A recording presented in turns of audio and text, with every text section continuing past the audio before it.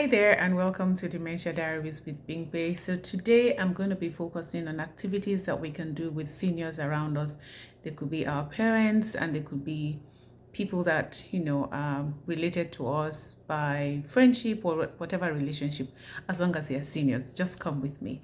So from the very beginning, I've said that my intention is, or my focus is, on Africa, and particularly Nigeria, where there's still a lot of ignorance about people who have dementia and other mental health challenges. So as an activities director who is always developing activities for other seniors where I live, I was just thinking, because of the difference in culture and exposure and all of that, the things that work for the residents where I live do not necessarily work for um, parents in Nigeria or other parts of Africa, just because naturally our cultures are different. But then there's things that we can modify to work with everyone, just like I do where I work. All right, so today, like I said, I'm focusing on activities. Most times people don't know what to say or how to start conversations with people with dementia, and that is just because of the notion that people with dementia do not understand anything.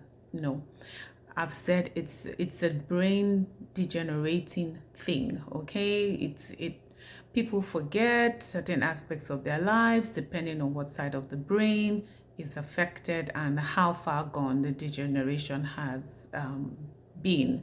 All right, so it doesn't mean that they cannot read, it doesn't mean that they cannot function. Of course they can. My sister or my brother, was it my one of them anyway, one of whether my brother or my sister or somebody was shocked that my mom could play Ludo, and I was like, of course she can. It's something that she did way back, so it's going to come natural to her. And so I thought of things that we can do to help strike conversations with them and help them remember from some fun aspects of their life. So one thing that came to my mind outside of playing games with them is scrapbooking. So even though a lot of us may not be used to scrapbooks, or keeping scrapbooks, but it's something that we can easily do because we do have photo albums in the house. So for scrapbooking, you would need something like a photo album. This is just a sample, but this is a scrapbook. It's, actually formatted for scrapbooking. So what you can do, just like you use your regular photo album, is for each page you can have things that are meaningful to that senior. They could be pictures, they could be things related to their profession or trade, whatever they have done in their lifetime. It could be things related to places they have been to, anything that that they can connect with, or is going to help you have a nice conversation with them, so that they get to remember, they get to relive some things, that ordinarily if they were just sitting and moping, they will not be able to do. So if I were building one scrapbook for my mom, I want to go into old pictures of her when she was younger, pictures of us when we were younger, because she'll be able to relate more with those pictures than what I look like today, because sometimes she remembers us as old people, not old, and then sometimes she's seeing her children, she's hearing their voices, but she's not able to relate to those adults she now remembers as children. So if I was going to make a scrapbook for my mom, like I said, I would go to old pictures that are in black and white, or her, probably in those olden days, Iran Buba, and where she was partying with my dad, maybe opening her new house, doing her housewarming and all sorts of things like that. And then I would have thread, I would have a flatter, maybe wrap the thread around a flat paper or card, and I'll slip it in there because she can easily relate with thread. I can have small size scissors, like child size scissors, I mean. I could have needle, I could have thimble, because those are things that she worked with. I would also have different fabrics because my mom is into fabrics. She sold Swiss lace for a long time, and she would always talk about how she shared her shop with how she shared a shop with someone before she was able to get her own shop, and then she went into our show. Okay, so definitely I'll be going with fabrics. I will go with Ankara. I will go with exquisite lace fabrics. I will go with Ashoke because she also used to weave Ashoke. She had her weavers in Iseyin. I think it's Iseyin or Isheyin. I don't know the pronunciation, but I know it's Iseyin. Let me stick with Iseyin because that's what is sounding right to me. I would have like a razor blade because those are things that you would have used.